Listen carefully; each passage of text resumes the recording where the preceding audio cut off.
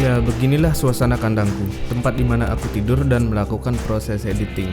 Mari kita bahas satu-satu apa aja yang aku pakai, dan pastinya akan ada tips simple yang mungkin berguna yang aku sisipin di video ini. Tapi sebelumnya, bumper dulu.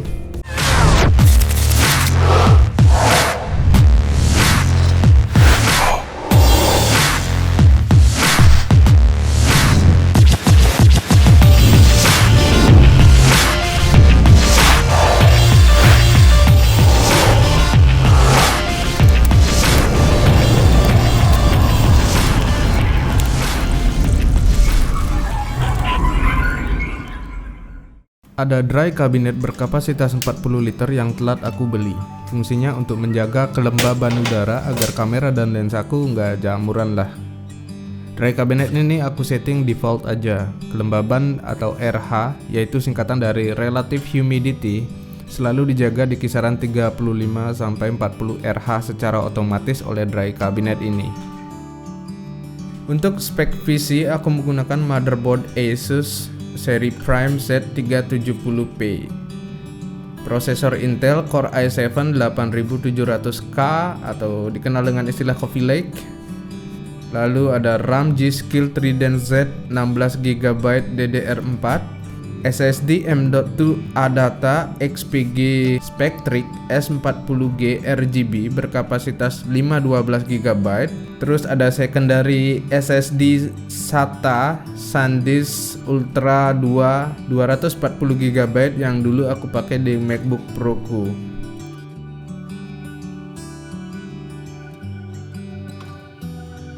Untuk graphic card aku pakai Asus Nvidia GeForce RTX 2060 Super GDDR6 8GB. Ini aku beli menggantikan VGA lamaku yaitu GTX 1050 Ti OC.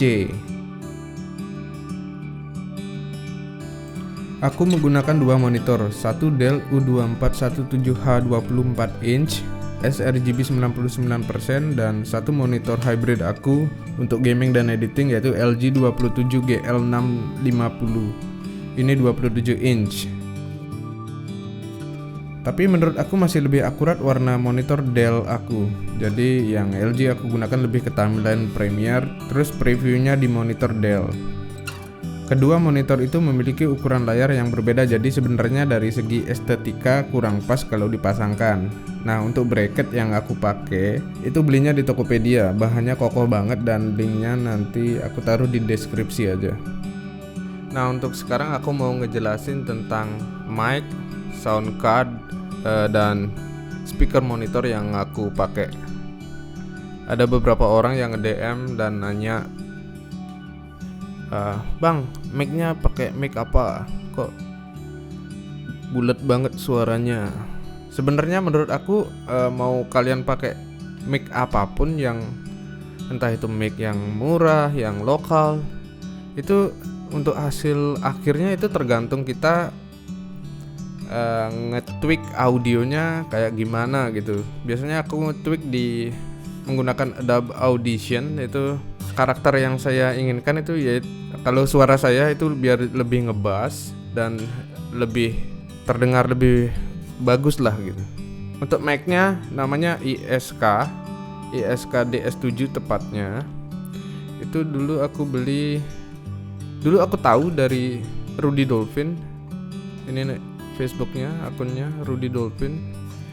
Itu dia orang Indonesia, kayaknya tinggal di Jakarta. Dia membuat peralatan recording dari mic, headphone, dan speaker monitor itu yang dengan harga bersahabat tapi kualitasnya ngalahin barang yang harganya 3 jutaan ke atas. Untuk mic DS7 nya aku beli itu kalau nggak salah dulu 700.000. Nah, ini dia produk-produk dia. Ini udah banyak yang baru. Ada mic seperti ini, ISK bla bla bla. Ketik aja ini, namanya Rudy Dolphin. Itu dagangannya kalau nggak salah di Zil Musik Jogja. ISK DS7. Terus Untuk sound mic ini kan tipenya kondensor, jadi harus terhubung dengan sound card yang memiliki phantom power gitu istilahnya. Di sound card yang aku pakai adalah Roland Quad Capture. Ini tampilannya seperti ini. Aku beli ini aku karena dulunya seneng dikit main musik, terus berkarya bikin lagu-lagu simple, entah itu remix. Terus aku sedikit tahu tentang audio, tentang mic, headphone yang bagus. Terus beli sound card kayak gitu. Nah, ternyata ini berguna juga di kalangan wedding videographer, karena sebagai videographer, sebagai editor, kita selain harus tahu tentang visual juga harus mengetahui sedikit tentang pengetahuan tentang audio. Menurut aku sih gitu. Jadi biar audio videonya itu bisa lebih wow untuk hasil editingnya. Untuk speakernya itu produk dari ESK juga, namanya DS4A. Kayaknya ini udah discontinued, udah nggak dibuat, udah ada yang lebih baru dan murah. Itu kalau nggak salah dulu ya segini harganya. Speaker flat mixing mastering. Kenapa flat? Ya untuk yang mengerti di audio engineering gitu ya, mereka membutuhkan speaker yang flat, bukan yang sengaja nambahin bass, karena nanti nggak real gitu jadinya. Musik producer, musisi itu lebih ke arah speaker yang berkarakter suara flat. Kalau mau add dia, kayaknya udah banyak produk yang baru. Oh, ini DS speaker flatnya udah warnanya kuning sekarang, lebih menarik. Nih aku tunjukin cara edit audio biar lebih suaranya lebih keras dan lebih tebal, lebih ngebass. Oke, kita langsung aja sambil ngetes gimana suara dari mic ISK ini yang sekarang saya gunakan. Tes 1 2 3, ini tes suara menggunakan mic ISK DS7. Tes 1 2 3, ini tes suara menggunakan mic ISK DS7.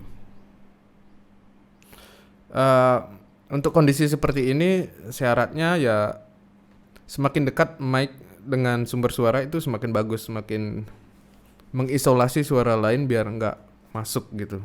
Sama juga kalau jadi wedding videographer juga harus gitu. Misalnya mau take ada speech atau narasi orang ngomong, misalnya ada yang mau ngasih ya take orang ngomong lah gitu, itu dideketin aja mic-nya dengan sumber suara. Bagusnya sih menggunakan mikrofon yang tipe boom gitu. Terus kalau nggak punya solusi murahnya ya mungkin pakai clip on Boya, itu harganya 200-300 ribuan. Itu udah bagus banget. Aku sering pakai buat misalnya ambil suara testimoni dari tamu yang berkunjung di wedding tersebut.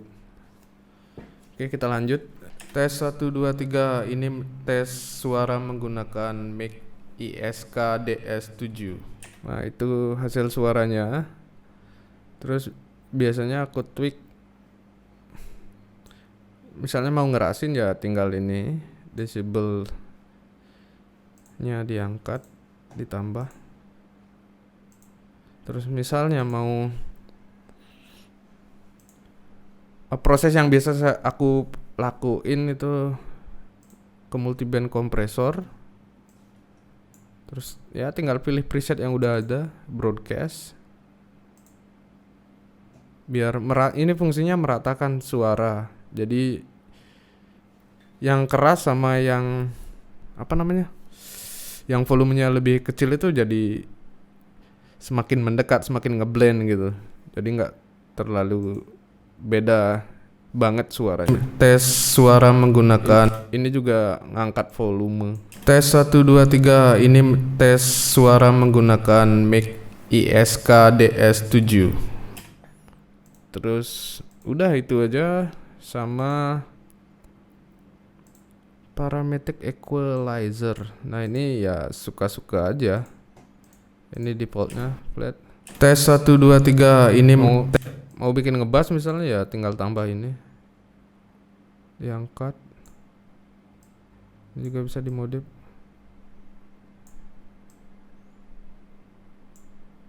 Tes suara menggunakan mic SKDS7. Jadi gitu. Tes 1 2 3 ini tes suara menggunakan mic SKDS7. Tes 1 2 3 ini tes suara menggunakan mic SKDS7. Misalnya sukanya kayak gitu, ya udah tinggal oke. Misalnya ini nambahin reverb, studio reverb. Pilih dari preset aja. Tes 1 2 3 ini tes weight-nya itu kadar suara menggunakan mic SKDS7. Tes 1 2 misalnya mau nambah reverb ya. Di sini aku udah ngerekam preset langkah-langkah yang aku gini biar nggak ngulang terus. Aku mau reset ke awal.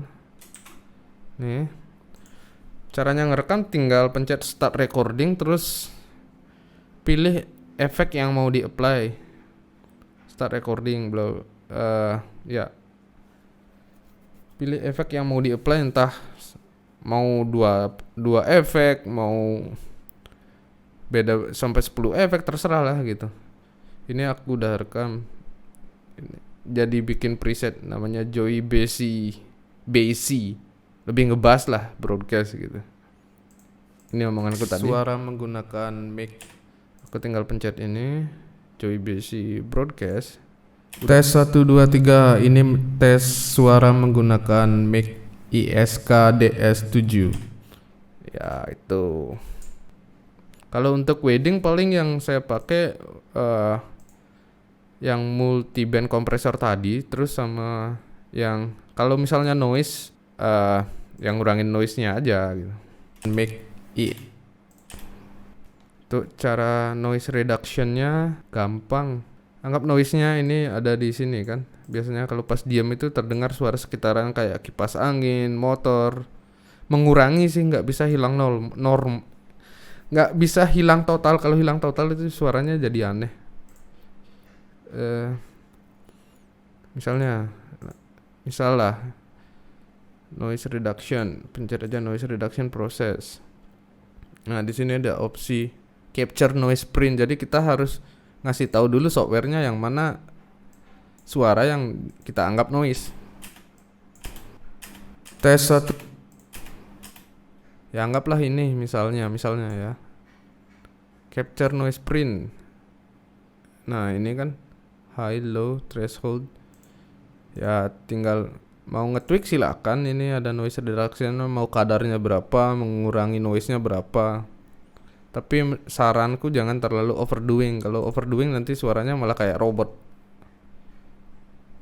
Udah di capture noise print tinggal apply. Jadi yang suara yang dianggap sama dengan yang kita capture tadi itu ya otomatis di reduce, dikurangi. Tes suara menggunakan mic SKDS. Jadi ya hasilnya lebih clean, lebih jelas gitu. Oke?